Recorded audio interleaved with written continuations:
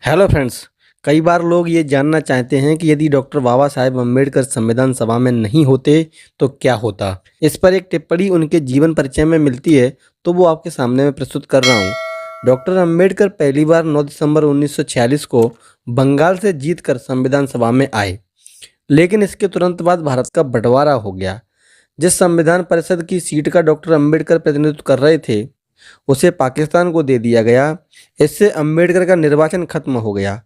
भारत बंटवारे के समय जिस तरह बंगाल वाले हिस्से को पूर्वी पाकिस्तान को दे दिया, यह एक साजिश के तहत दिया गया था ताकि अम्बेडकर संविधान सभा में नहीं रह पाएं। लेकिन इस साजिश को फेल करते हुए अम्बेडकर वापस 14 जुलाई 1947 को बम्बई से जीतकर आ गए। इस जीत के संबंध में यह भी कहा जाता है कि दोबारा बम्बई से चुनने में कांग्रेस ने साथ दिया था, जबकि सच्चाई यह है कि डॉक्टर अंबेडकर संविधान सभा में नहीं आते तो भारत का संविधान नहीं बनता। दोबारा जीत कर आने के बाद ही यह घोषणा हुई थी कि 15 अगस्त को अंग्रेज भारत को सत्ता सौंप देंगे। जब बंगाल से जीत के बाद देश के बंटवारे से अंबेडकर संविधान सभा के सदस्य नहीं रहे, तो ब्रिटेन की संसद ने भारतीय संविधान सभा का कड़ा विरोध किया। आखिर अंग्रेजों को राजी करने व विरोध को दबाने के लिए खुद नेहरू को ब्रिटेन जाना पड़ा। उस समय ब्रिटेन के प्रतिष्ठित नेता चर्चिल ने तो यहाँ तक कह दिया था कि भारतीय लोग संविधान बनाने के लायक नहीं हैं, इसलिए इनको आज़ादी देना ठीक नहीं होगा।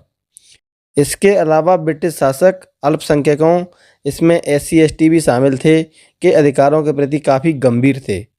डॉक्टर अंबेडकर का कहना था कि शेड्यूल कास्ट व ट्राइब हिंदू नहीं हैं। इस बात पर ब्रिटेन की संसद में खूब बहस हुई।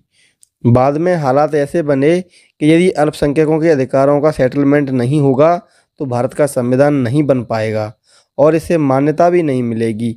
ऐसे संकट में डॉक्टर अंबेडकर को बम्बई से जीता कर लाना कांग्रेस और पूरे देश की मजबूरी हो गई थी।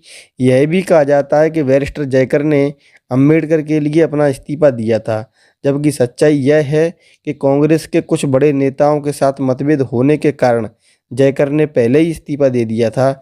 ऐसे में यदि डॉक्टर अंबेडकर को दोबारा नहीं जीताया जाता तो संविधान भी नहीं बन पाता। अंततः देश को आज़ादी मिलने में और समय लग सकता था।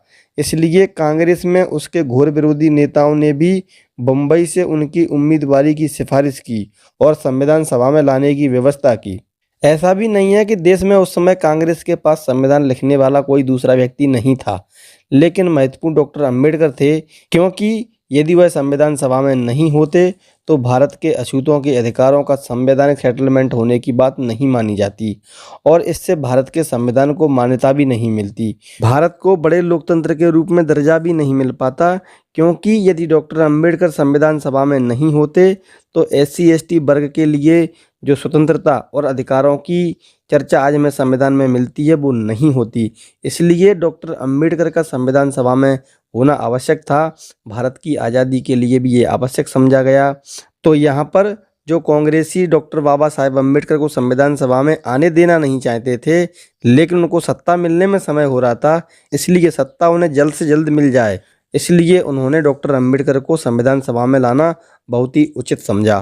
साथ ही आगे आने वाले समय में वो यह भी प्रचार कर पाएँ कि हम लोगों ने जो SC ST वर्ग के साथ में भेदभाव किया था, तो हमने आगे का कानून लिखने की जिम्मेदारी भी हमने शेड्यूल कास्ट के व्यक्ति को दी, ताकि वो अपनी मर्जी से अपने अधिकारों को लिख पाएँ।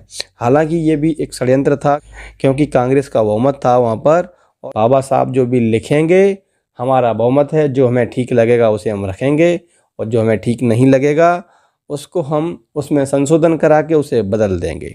डॉक्टर अंबेडकर ने जो संविधान का प्रारूप तैयार किया था उसमें हजारों की संख्या में संशोधन के लिए प्रस्ताव किए गए, जिसमें कुछ को माना गया, कुछ को नहीं माना गया। डॉक्टर अंबेडकर ने अपनी विद्वता से उनको आवश्यक समझा और सबके सामने ये सिद्ध करने में सफल हुए कि ये आज के समय में आवश्यक है। तो तमाम चर्चाएं होती हैं। खैर, ये बात सही है कि बाबा साहब अम्बेडकर का संविधान बनाने में जो योगदान है वो संविधान सभा में उपस्थित सदस्यों ने उनके प्रशंसा में जो बातें कही हैं उससे स्पष्ट है। डॉक्टर अंबेडकर भी ऐसा मानते थे। डॉक्टर अंबेडकर स्वयं इस बात को स्वीकार करते हैं कि मैं आश्चर्यचकित रह गया जब मुझे प्रारूप समिति का अध्यक्ष बनाया गया।